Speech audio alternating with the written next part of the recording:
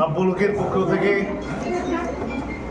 আমন্ত্রণে যারা আপনারা এখানে এসেছেন, আপনাদের প্রত্যেককে কাব্যলোক তরফ থেকে জানাচ্ছি আন্তরিক কৃতজ্ঞতা এবং অনেক অনেক শুভেচ্ছা।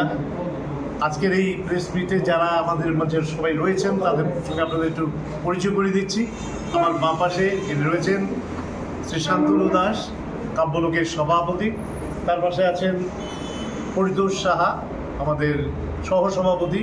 আরেকজন সহসভাপতি হচ্ছেন শ্রী তুষার ভট্টাচার্য।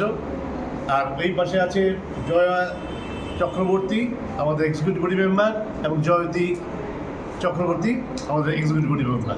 জয়তী ভট্টাচার্য, এদিকে আসো না শিল্পী, এদিকে আসো। আরে তো আপনার বলে যেটা স্যার শুরু করবেন। কাব্যলোক সাংস্কৃতিক পৃষ্ঠপোষকতা যারা করেন, যারা আসলে সংস্কৃতিকে মানে সাহায্য দিয়ে পুষ্ট করেন অথচ নিজেরা পদপ্রদীপের আলোয় আসেন না, এরকম ব্যক্তিত্বদের আমরা প্রতি বছর একজনকে কাব্যলোক সম্মান দিয়ে থাকি। এইবার সেই কাব্যলোক সম্মানটা পাচ্ছেন আমাদের সাংস্কৃতিক পৃষ্ঠপোষক, দীর্ঘদিন ধরে কাব্যলোকের কাজ সঙ্গে জড়িয়ে আছেন এবং আসলে উনি একজন ক্রীড়াবিদ হিসেবে পরিচিত। সংস্কৃতির অঙ্গনে ওনার কোনো পরিচয় নেই, রতন সাহা।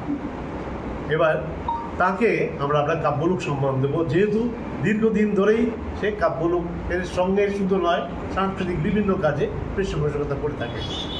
এছাড়া আপনারা জানেন যে এই সময় হচ্ছে বিশেষ উৎসবের মরশুম।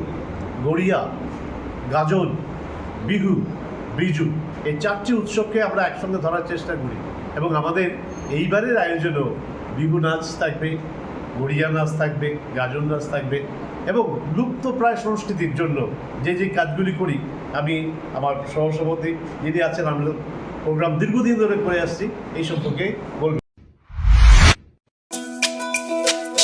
তুমি আছো রান্নাঘরে, তাই সুগন্ধে ভরে, যা খুশি তেমনই খাই তোমার জাদুর রান্নায়। থাকে শুধু লং তরাই, থাকে শুধু লং তরাই, কত কেজি রান্না হয় মন তাই করছো জয়, ভালোবেসে বলছি তাই রান্নায় তোমাকে চাই, চাই শুধু লং তরাই, চাই শুধু লং তরাই।